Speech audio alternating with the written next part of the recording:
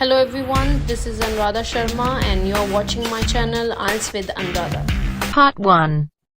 You will hear a man inquiring about joining a cricket club. First, you have some time to look at questions 1 to 6.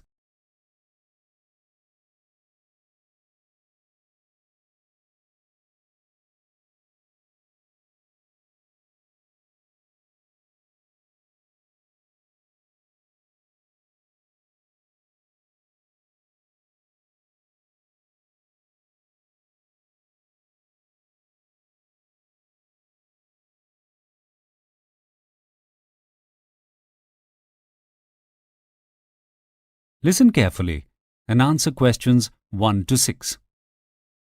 Hello, Monarch Cricket Club. Can I help you? Yes, I'm new to the area and I was hoping to join your cricket club. As a player or just a club member? Well, both actually. If I could get onto a team, that would be great. Well, you've called at the right time of year. We have tryouts next week. Let's get you an application to join the club as a member first. Then you qualify to try out. What's your first name? George. Okay, George. Great. And what is your surname? Abbott. George Abbott. That's A-B-B-O-T. Often people think it's spelled with 2 T's at the end, but it isn't. Thank you, Mr. Abbott. Now, what is your date of birth? Actually, it's my birthday today. I'd completely forgotten with the move and everything. Oh, many happy returns. So it's the 18th of March. Can you tell me the year, please? Of course, I was born in 1990. Excellent. We are always happy to get some young blood into the club. Now, as far as membership goes, do you know any of our current members? We generally like our members to be introduced to the club. I don't know anyone really. I've just moved to the area. My new neighbour, Max Blythe, suggested I join. Is he a member? Yes, Max has been with the club for many years. I'll check with him, of course, but I'd say we could put him down as your introducing member. So you live on Angel Drive then? Yes, number 46. Oh, the old Martin house. How are you finding it? It's great. The garden is going to need a lot of work though, but we did buy the place because of the beautiful trees it has. I think I'm really going to enjoy living in this area. It's so peaceful. Yes, this is a lovely town. Do you have different types of memberships? Different fees for the types of services you want? Yes, general membership is £900 per year. That gives you access to the clubhouse and restaurant and 2 free tickets to all home matches. Is there any discount if I'm playing cricket for the club?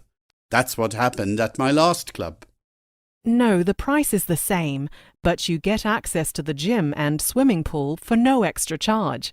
All right then. So if I don't make the team, do I pay extra for the gym?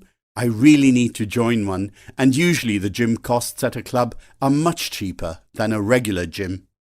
Yes, it's an extra £500 per year.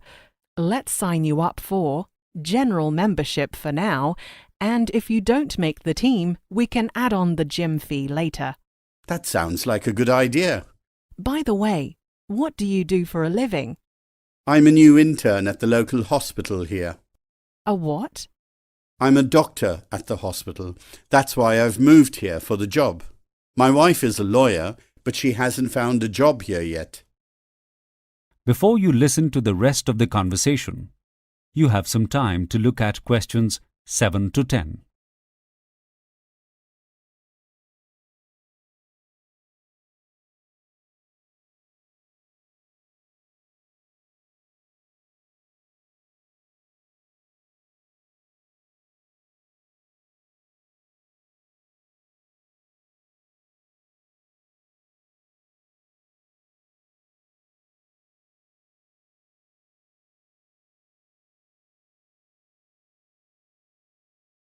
Now listen and answer questions 7 to 10. Now let's sign you up for tryouts while I have you on the phone. Yes, when are they? This Saturday on the Oval at 9 a.m. Are you a bowler or a batsman? Or perhaps you are an all-rounder? I wish I were an all-rounder, but no, I'm a bowler. That's interesting. We are always looking for bowlers. And what was the last team you played for?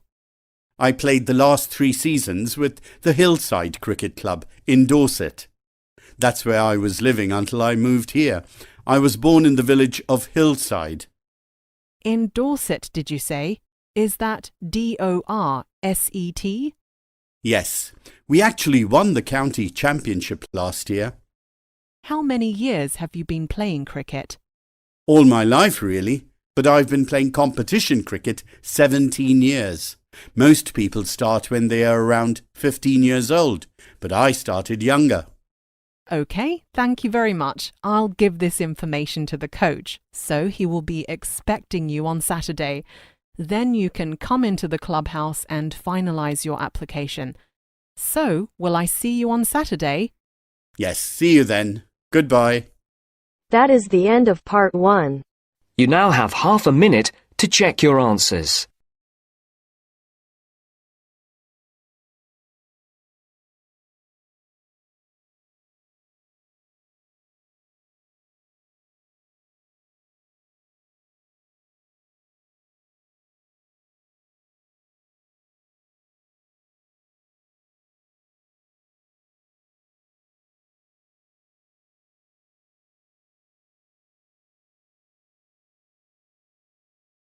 Now turns to part 2. Part 2. You will hear a man called Christian Jackson, staff coordinator of a trade fair facility, showing a new employee a map of the facility. First, you have some time to look at questions 11 to 16.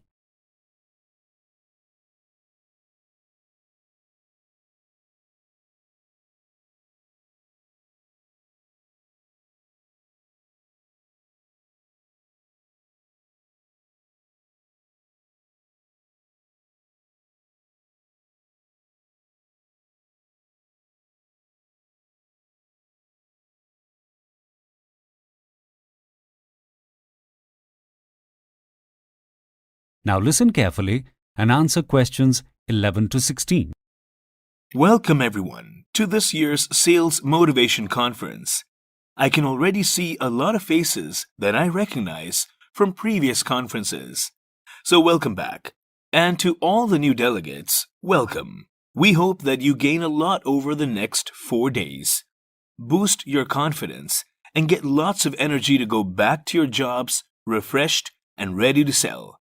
We have 12 motivational speakers here for the conference, all ready to give you their ideas and tips for how to improve your sales performance. The keynote speaker is world-famous motivational star Melissa Foreman. She's going to open the conference today directly after I speak to you, and then she will have 4 two-hour sessions, one this afternoon and the other 3 on the mornings that follow at 11 a.m. Her presentation is called Bounce Back, and it is an entertaining talk about how to take the knockbacks and refusals, how to turn them around, and how to succeed in the long run. When you attend Melissa's talk, you will also have the opportunity to buy a signed copy of her latest book with the same title as her presentation at a discounted rate. Melissa is giving the same talk 4 times, so we ask that you only attend her talk once so others are able to get to see it.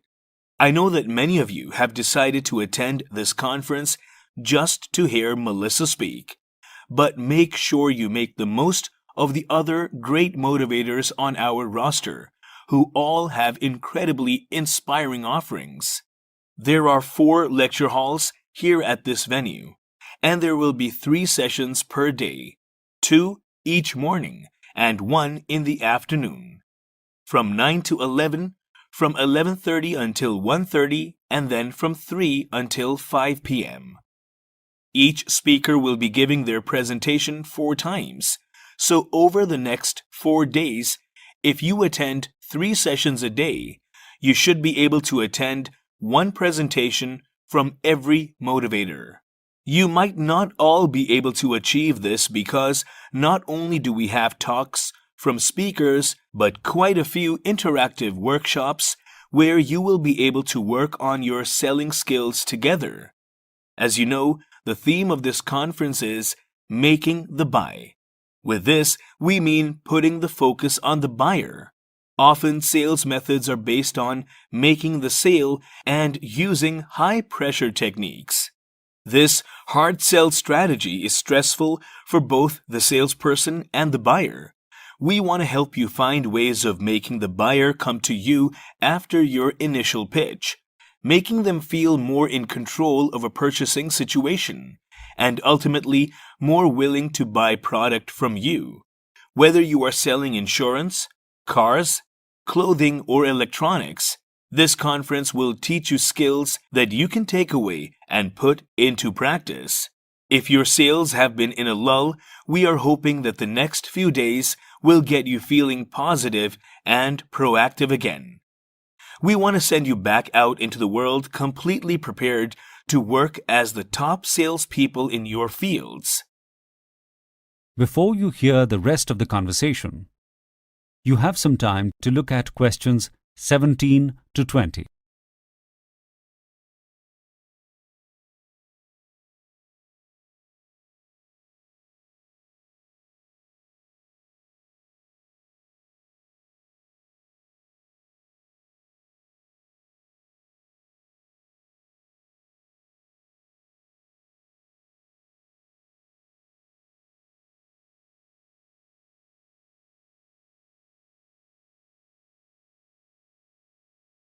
Now listen and answer questions 17 to 20.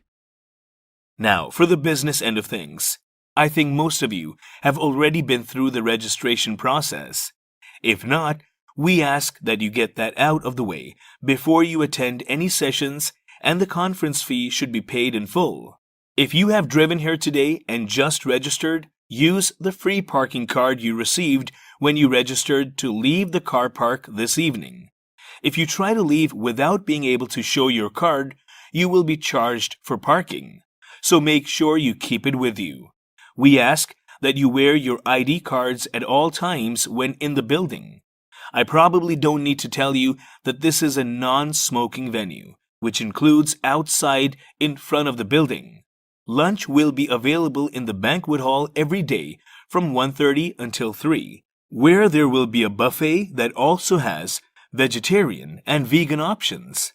There are 6 seating areas with tea and coffee facilities scattered all over the venue. There are also plenty of power stations to charge your phones and laptops. We ask that all telephones be turned off during sessions, and any recording of sessions is not permitted. If anyone has any questions, the registration desk will be staffed for the entirety of the conference, and they will help you with anything you need. So again, welcome to our motivational conference, and we hope the next few days will get you all fired up to and ready to succeed in a very competitive and fast-paced work environment. That is the end of part 2. You now have half a minute to check your answers.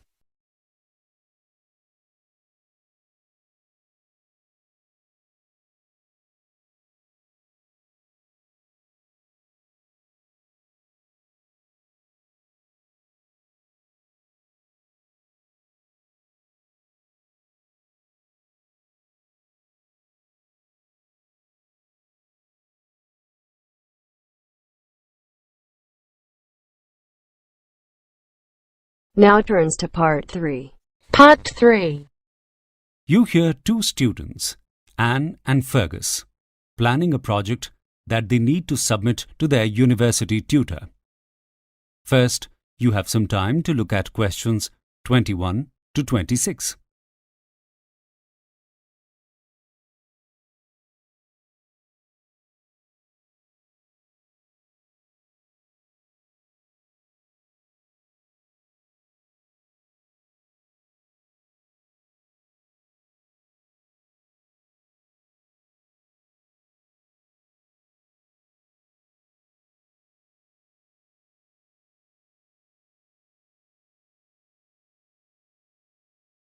Now listen carefully and answer questions 21 to 26. I'm glad I'm doing this project with you, Fergus. I think we will work very well together. How do you think we should go about it? I really like the idea of a project on how potato crisps are made. I did find the whole production process a bit complicated in the lecture, though. It may only take about 15 minutes to get from potato to crisp in a sealed bag, but there are a lot of steps in that process. I think it would be clearer to us if we draw up a flow chart. Then we can see what pieces of machinery are needed for each point in the process. Good idea. I remember that the potatoes they use have to be less than 24 hours out of the ground, so they need to be transported by truck to the factory very quickly. Then, once they come off the truck, they are put straight into the crisp-making machine. And that's a continuously moving conveyor system that passes the potatoes through numerous barrels, tubs, funnels, and fryers. I just can't remember the order. Well, it's quite amazing, all completely automated. After the potatoes are loaded onto the conveyor belt, they pass through rolling barrels that brush the dirt off them. Then they travel along a water canal to the peeler. The peeler takes the skin off, right? Yes, the potatoes tumble around abrasive rollers until the skin is removed. My notes say the peeler can skin 12,000 pounds of potatoes an hour. Then they move on to another conveyor that separates the potatoes into sizes. The smaller ones drop through gaps in the conveyor, and the larger ones are chopped into smaller pieces that then fall into the rinser, joining the smaller potatoes. They are now all about the same size. Then, from what I remember in the lecture, they go along the rinser conveyor where they are sprayed with water before they get into the slicer. This is where they are cut into the crisp shapes. Here, they are spun in a huge drum with adjustable blades. From just one potato, they get enough crisps for a small packet. And then they are rinsed in cold water for about a minute before they pass along another conveyor belt, which dries off the excess water with an air blower. Okay, that's all a bit clearer now. So then they enter and move through the long fryer, which contains canola oil boiling at 190 degrees Celsius. They exit the fryer, still on a metal conveyor belt, and the excess oil drips through perforations in the belt. After that, they pass through an electronic scanner, which identifies any brown spots or defects and blows individual chips off the conveyor belt with air pressure. It's amazing. Yes, that electronic scanner is genius. No more burnt crisps in the packet. Then they get a shower of salt and are sprayed with flavorings before dropping through a funnel. The funnel weighs out portions to be packaged. These portions then drop into bags that get heat sealed. And there you have a packet of crisps. Before you hear the rest of the conversation, you have some time to look at questions 27 to 30.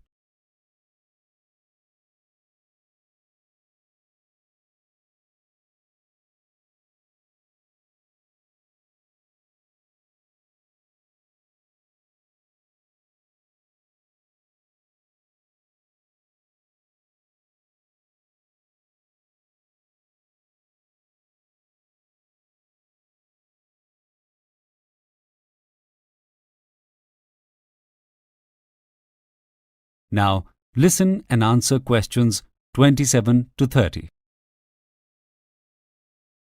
Okay, that flow chart has made everything a lot clearer. Now our project is to come up with some way to reduce the amount of water consumption in the process. How are we going to go about this? We definitely need to visit a factory ourselves and talk to the people who run the machines.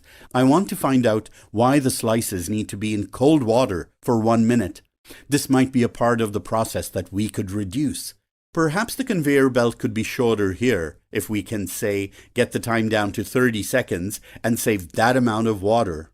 Or we could recycle the water from that process, which is relatively clean, for the first rinsing step before the potatoes are peeled. What do you think? It's only the stage where the last of the dirt is being taken off. That's brilliant. Now the assignment doesn't have to be on the part of the process that involves frying and packaging. It is the preparation section that we need to focus on. Once we decide on the modifications to be done to the machine, we have to present them in design form. You are much better at that than me. I can write most of the text to go with it. That's fine with me, as long as the ideas come from both of us. Fergus, can you also arrange the factory visit? Then we can go together. I can't wait to see the machines in action. That is the end of part 3.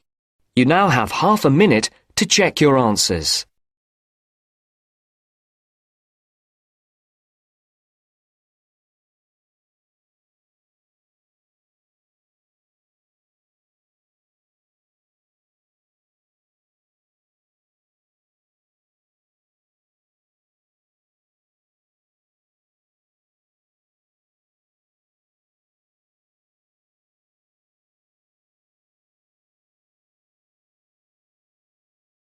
Now turns to part 4. Part 4. You will hear a part of a lecture about fillings in teeth. First, you have some time to look at questions 31 to 40.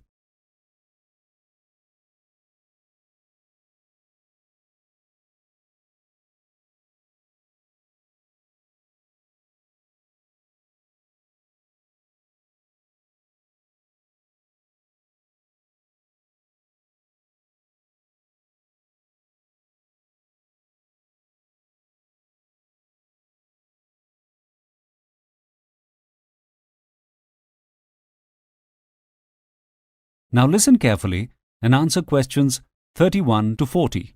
Today we are going to look at how tooth decay is managed through the repair of dental caries by inserting cavity fillings into teeth.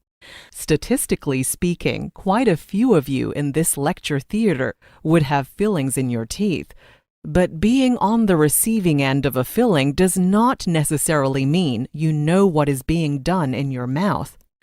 Tooth decay destroys the surface layer or the enamel of a tooth. This usually occurs in the natural crevices of the occlusal surfaces, or the areas where the teeth touch, in the back molars of the teeth. The decay is caused by a buildup of bacterial matter called plaque, which breaks down the enamel surface. There are varying degrees of this decay. It may just affect a very superficial part of the enamel layer of the tooth, in which case the affected enamel can be simply ground down to reveal undamaged enamel. If the decay passes through the hard enamel layer and into the softer layer under it, called dentine, a cavity filling will need to be done.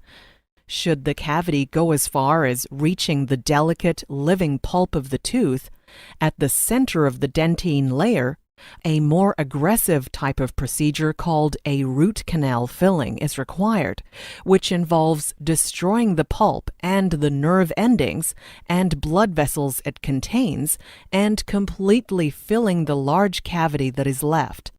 Another option is to remove the tooth entirely and replace it with a dental implant, a metal post which is surgically embedded into the jawbone so that the prosthetic replacement tooth can be attached to it.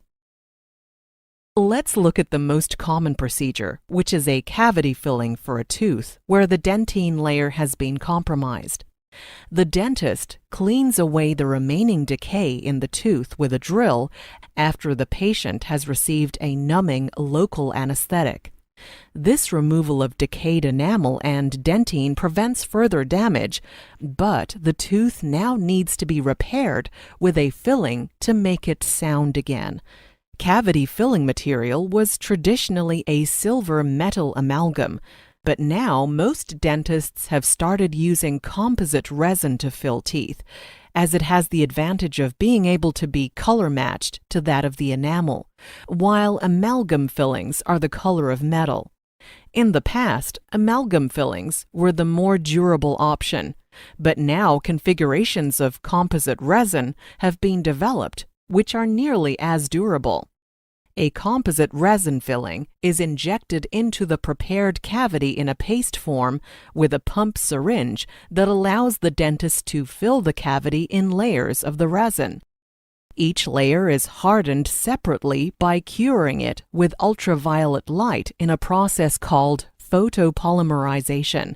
This means the paste can mold exactly to the shape of the cavity. After the final layer, the dentist then shapes the surface to match the natural occlusal surface of the tooth. Amalgam is used to fill the teeth in a similar way. Silver amalgam is a combination of silver, tin, and mercury, and is mixed in a machine in the surgery before being inserted.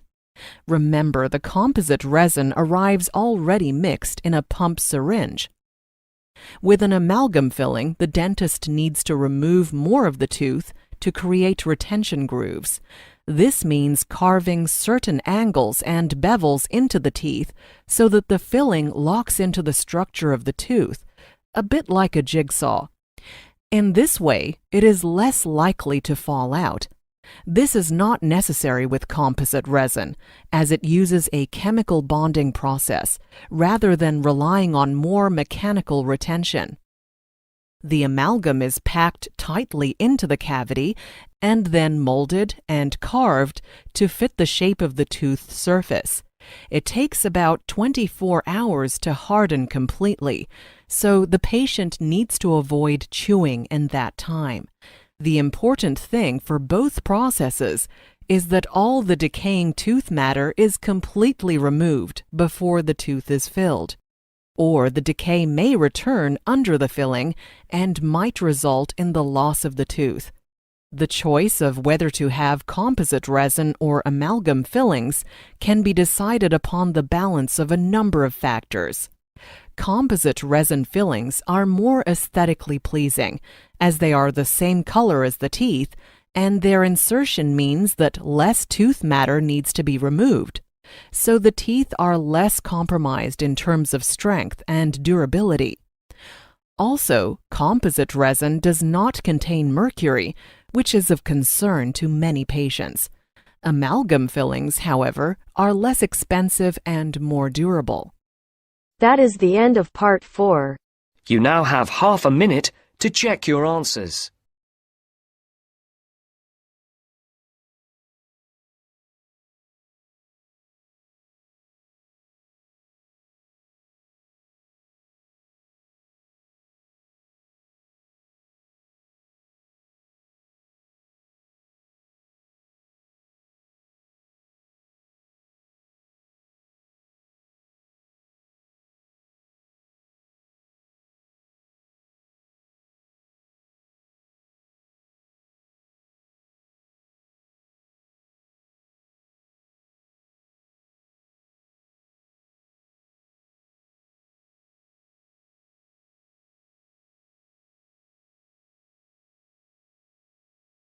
Thank you for watching and stay tuned for more videos.